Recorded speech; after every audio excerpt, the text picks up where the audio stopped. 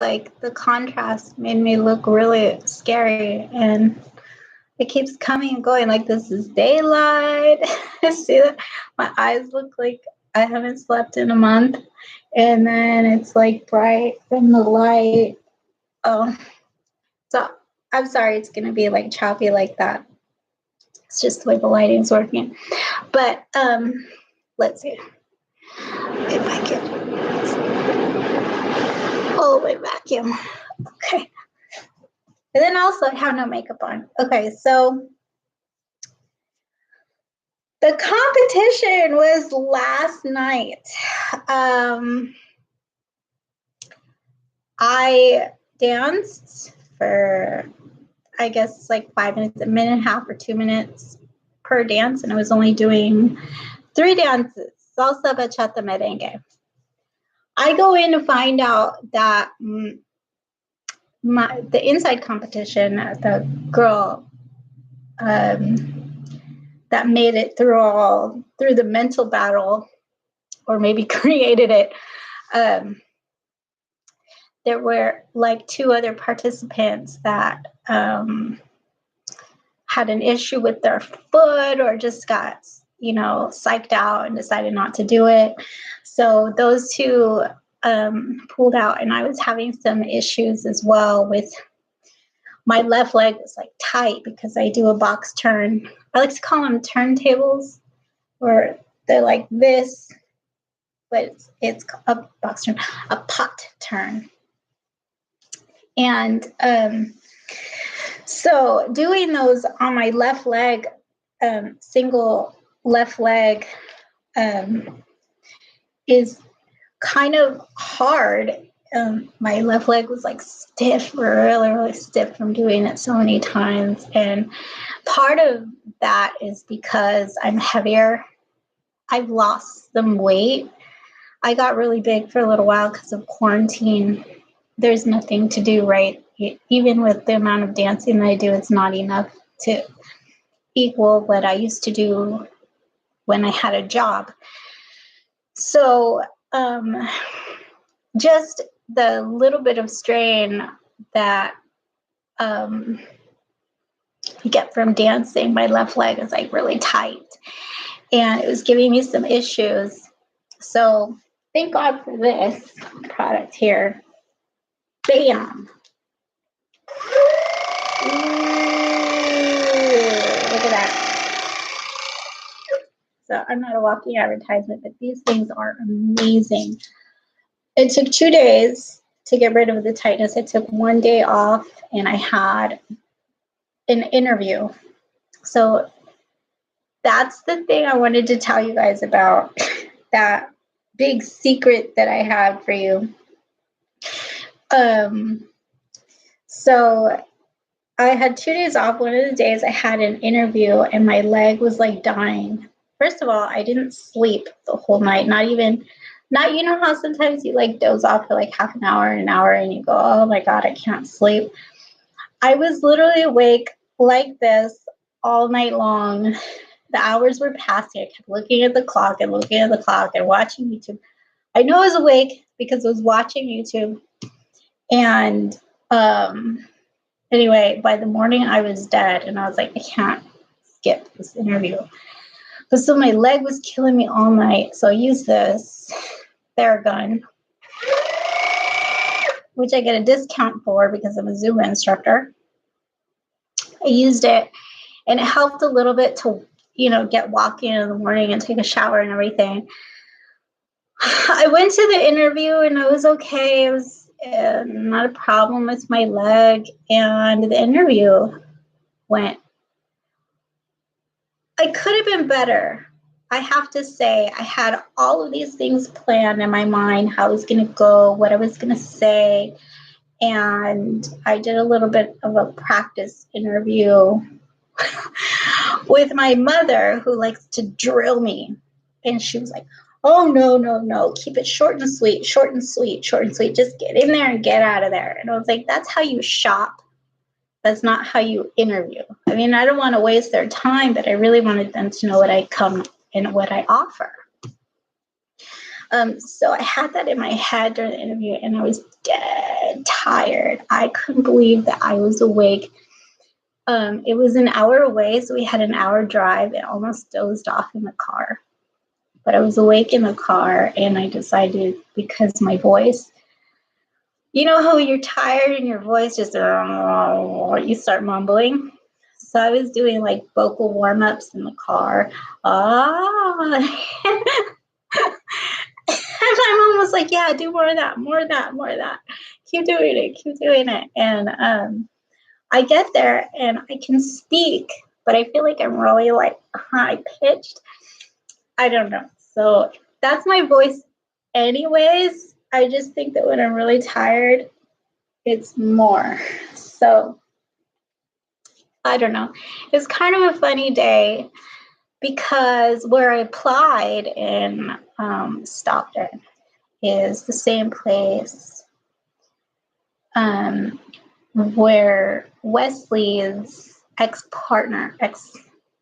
partner works.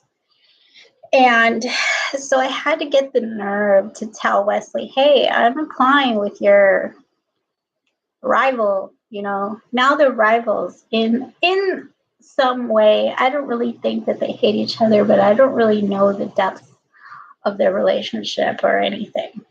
I just know there's some like drama.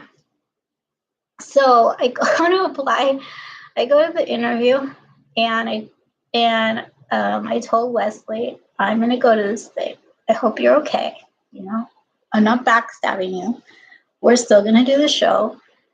It's just that the difference will be that I'll be in training to be pro. And so Wesley has other stuff going on in his life. I didn't think that he would have an issue. And he didn't. He was totally happy for me and supportive and whatever. And Emmanuel, his dance partner, didn't even recognize me. So I was like, oh, thank God. I'm not religious, but that's what you do, right? But it was a good interview. And the owner of that store, of that franchise, is really nice. She's totally cool lady. And there's a couple of different reasons why I wanted to work in that particular studio. One, the studio where I want to work, my first choice is where I train, but they already hired somebody who is at a higher level. So they were looking for higher level dancers. They already have all the people down here. They want somebody up here. So they went for somebody else. And now they're looking for a male dancer because they have a lot of female students. Well, okay. So they don't need me. They're probably not going to need me for a long, long time, if they ever want me. So let's just apply somewhere else. So I went over there because when I first started, this is my whole story. When I first started looking up ballroom dancing, it was a long time ago before I even started it. And I saw an interview on the internet. We're in a place where I was staying very often. My mom traveled all across California, and very regularly she would go to Stockton in California, which is a small sort of city, and it's a prison town. She works in prisons. So I would stay in the hotel with her for like a week or 2 weeks, however long she needed to be there.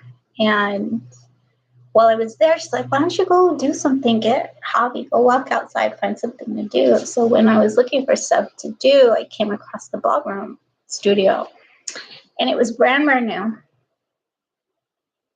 But I watched that interview. I was like, oh, that's interesting, because they were talking to somebody who is hearing impaired and spoke sign language. And so it was really cool, that the idea that I could do anything I wanted, even though I was dealing with this other stuff in my life, my personal issues. and it would be acceptable. I wouldn't be like shunned or turned away or discriminated. So that was a really cool thing. So I remembered them from that. And when I saw that they were hiring, it came to me on the internet, please, you qualified to apply for this job.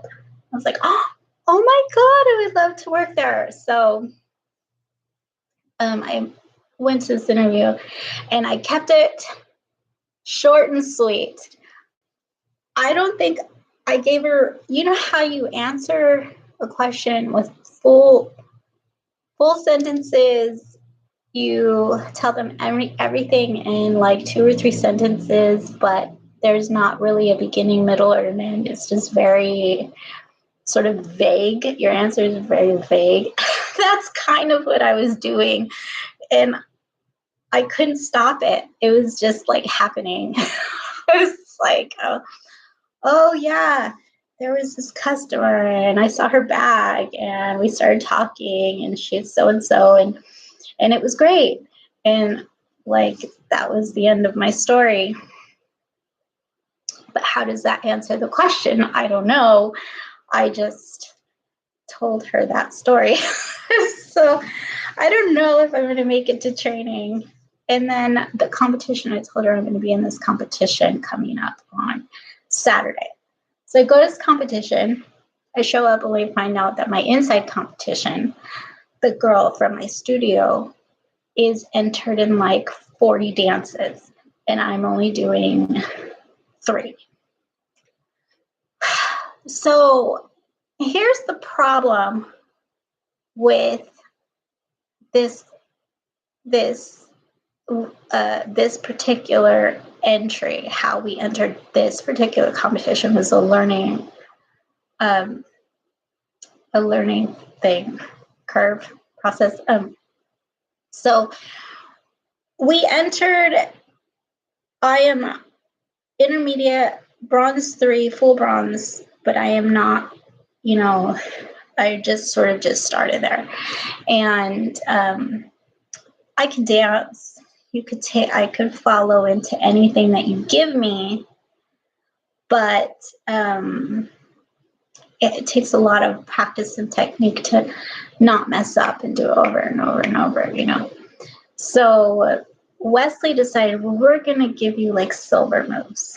We're going to put you in a higher level, make you do moves so that you can compete, because the competition was all levels. So you could compete with all the higher level people, was his sort of strategy. And the other girl was doing basic movements, working on her technique, making sure that they just get through it and look good doing it. So if I knew that, I would have told Wesley, we need to stick to my level and just do it perfectly. Because otherwise, if I mess up, they're going to look 1,000 times better. And I'm surprised that he didn't know that already, because he was also coaching her some days. And I was really upset that he was coaching her. I was like, how could you do this to me? Coaching the competition, but it's just their job, right? So that's the problem with Pro-Am. Pro-Am means that the professional that you are partnered with can possibly also be training your competitors in big competitions.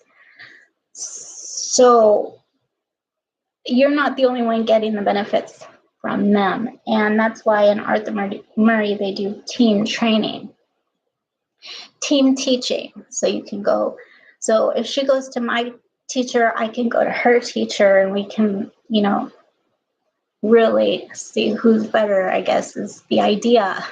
But I think that I just personally didn't know enough about how these bigger competitions worked. And it's brand new. It's the first time they did it virtual.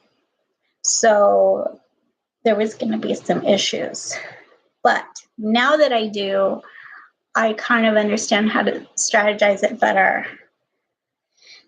It's just that we were perfect in practice. We practiced the hour before the competition started, and I was already sweaty and gross, and Wesley was sweaty and gross. And our outfits were like trashed. And we go out there to do this thing. My mask, I put on a brand new mask because I didn't want to wear my mask for the outfit until it was time to go. So I hadn't even tried it on yet. It was a triple cloth mask, and it didn't have a filter. So the triple cloth, the part in the middle, was fluttering in my mouth as I breathed. Is that a word? So, and I just was like, I can't breathe, and I can't take this thing off. I didn't know if there was a rule, like if you take your mask off, you get 10 points off or something like that. So without knowing the mask rule, I was like dying. I just tried to get through it. And then I started laughing because it was funny, and the laughing made it worse. Oh my God, for like 5 minutes, I couldn't breathe. And Wesley was like, just keep going. Just keep going. Just keep going. Sochi, don't break down. Don't break down. And like my posture was like, my posture went bent down. And then Wesley was worried. He was worried about me. So he like flubbed one of the steps in bachata, and that's where we got screwed, the bachata. After that, it was over because he was so worried that he forgot what he was doing, and we screwed up like just in the middle, and we couldn't sort of recover from it. But we tried, and then the merengue came right afterwards, and it didn't occur to me, I should probably just take this mask off. But my merengue just looked retarded. I looked at the video and I was like, that doesn't look like merengue. It looks like somebody who just had like a hip alteration was trying to rock up and down the stairs, but it's totally a straight floor. It was like bizarre to watch. I was like, what is that? What am I doing? How is this happening? And then I realized, oh, the merengue. That's why we lost. That's why we lost. Yes. So we go up to stand and wait for our names to be called, and we're all like, we're gonna make it. We're gonna make it.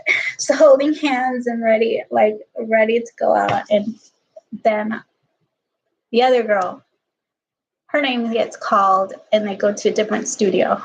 Oh.